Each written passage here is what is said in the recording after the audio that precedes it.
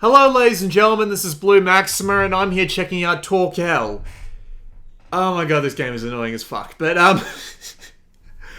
alright, first thing I want to do is I want to point out the game's sound design, which is actually really strange. You won't notice it until I actually go into a level, but the majority of the game's sound only shows up when the player starts moving. It reminds me a lot of sound shapes. I did not want to go in there, I hate that level, I wanted to die! Sorry. We'll just go back to the title. Alright, so the game thankfully tells you everything you need to know about it as soon as it starts up via the basic controls down there. Use the left stick or the left or right buttons to move, and you use the face buttons to extend the faces of your cube. So let's go on to level 1, shall we? It's a simple obstacle course. Nothing we can't handle. And the idea is, we want to be getting through all these levels as fast as possible, as signified by that timer up in the top right there. It will count every second that you play, including the times that you die. So the faster you can get through a stage, the better. See, the sound design is odd.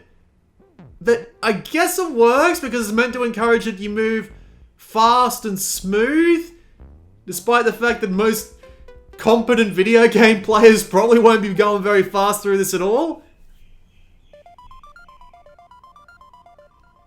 The levels do get harder and harder, and yeah, you're going to fail. You're going to fail a lot. You are going to fail miserably. And the majority of the reason for this is the game's controls.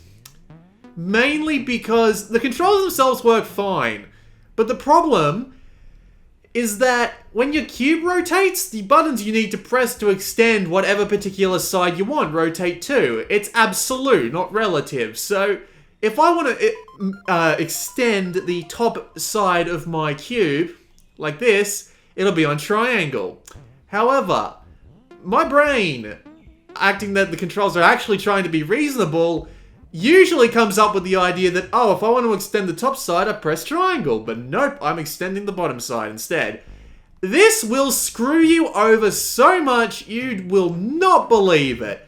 It is unbelievable how often my brain at the very least, has gone, hup-a-dup-a-dup. I'm gonna press every button except the one I need to save myself from falling into the puddle of lava. And then I fall into the puddle of lava. This happens constantly. It's also a very, very fast game, so reactions plus pressing one of 4 specific buttons that your brain might trick you about. God damn it, if I'd pressed square there, I would have been able to pick myself up out of the lava. Quick reaction times plus having to press one of 4 very specific buttons in order to keep yourself alive equals nightmarish difficulty.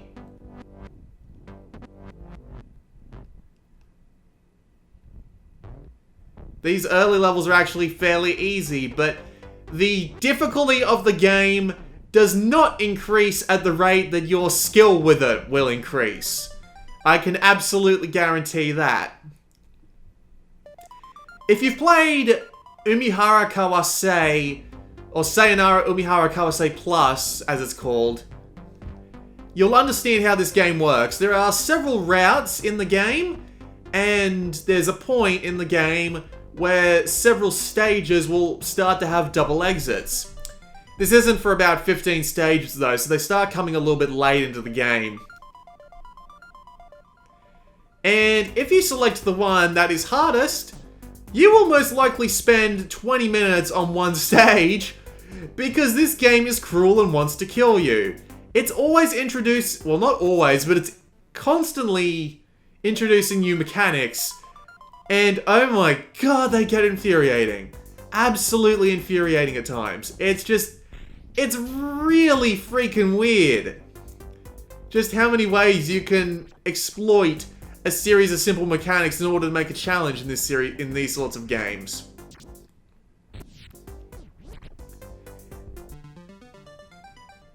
You'll have things that make you move in specific directions, you'll have balls like these.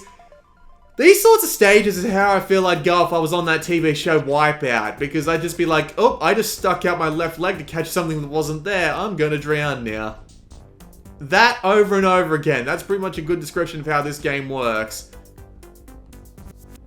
Despite the fact that there's a pretty good opportunity for a secondary exit of this stage here, it doesn't actually lead to a secondary exit if you go on the top one. It's just that somewhat faster way through. It's a little disappointing, really.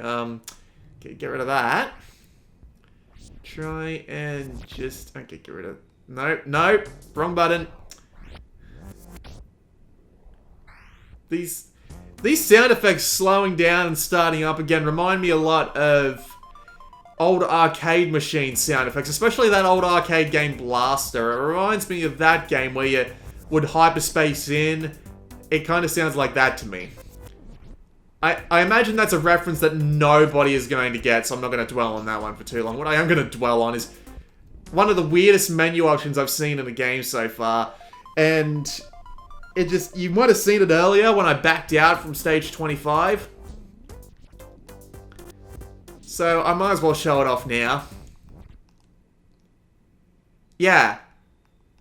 I really don't get why this is a thing either. Like, this just makes everything somewhat easier to see, and I imagine if you're playing against a bright background, it's going to make things even harder to see. So what's the bloody point of it? I don't know. Like, you can see my computer down there with its light up insides and all that, but we'll just turn that off. So here come the things that manipulate gravity. God, they're annoying. Because if you're on the roof, your controls get reversed. Just because of the way the physics in this game work.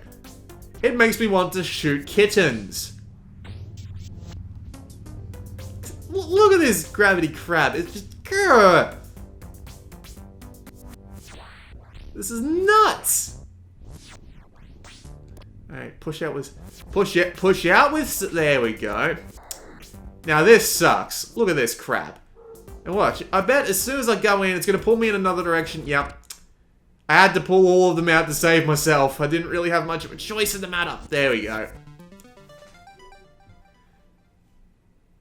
So this game doesn't have anything like time trial. Well, time trials is kind of like the game playing the game normally, so I'm not going to...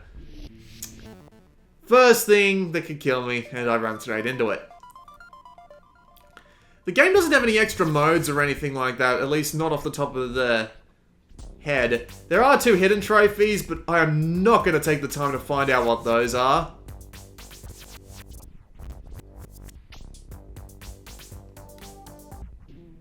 God, I'm happy I pulled out all the stops there.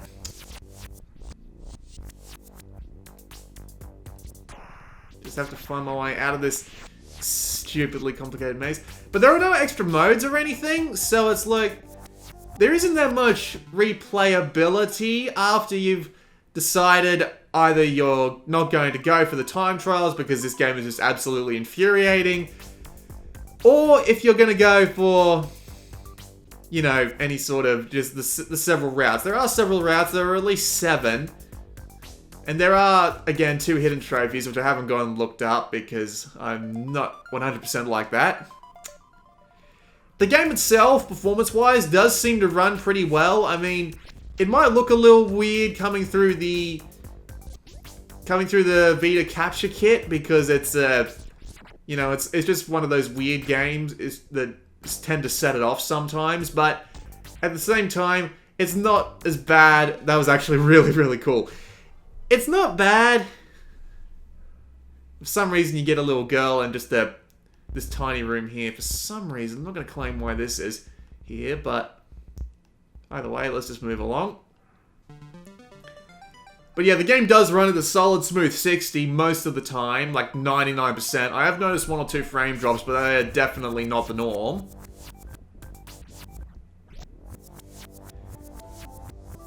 And the game is indeed very skillful, and you do feel awesome managing to successfully beat a level. Even though a lot of the time it doesn't feel like your fault you've died. It would be great to have a sort of like relative control scheme.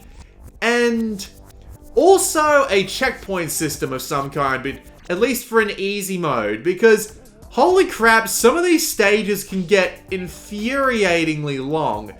Like, stage 25 is my personal hell, because you have to go through 4 floors of different sets of challenges, and they are just fucking cruel with not giving you any checkpoints on that particular level, because you're just constantly trying to go through the same areas over and over again, and if you fuck up once, you're right back to the beginning. It's just infuriating how some of these stages don't include checkpoints. Even if they were just an option, like, I can understand having them as an option at the very least.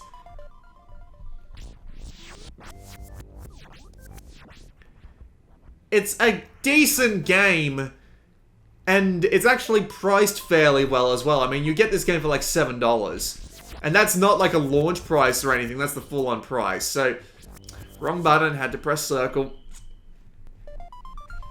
So, it is decently priced for what it is. I can't recommend it to anyone except massive masochists. Alliteration is awesome, assholes. Oh god. Oh god. Let go of both. Settle. There we go. Can we catch that? No, no, no! Ass crack. Dick sick. Yeah. It's a good game, and it's legitimately satisfying to beat it, but Jesus Christ, can it be infuriating. And again, not recommended for anyone other than masochists, but the masochists are gonna have a good time. Can tell you that much. Also, there's physics bugs like that which tend to make me laugh. Sometimes, but not... See? Press every single button except the one you need to press to save yourself. A relative control scheme where you're always pressing the X button to bring out the bottom one and then hold it down until you can... well, then again, I guess that would break some points of the game, but I don't know. It might be worth it for someone like me who would probably adjust to that 100 times faster than they would this bloody system. Tell you what, after this, yeah, we're just going to go back to the title, and I'm going to take you to level 25. And, well, that's if it... Nope, it didn't stay there, so that's just a... That just says what stage you're on. Never mind. That was a look at TorqueL. Infuriating and only for the masochists, but it's decently priced, and it performs well enough. This has been Blue Maxima, and I'll see you all next time.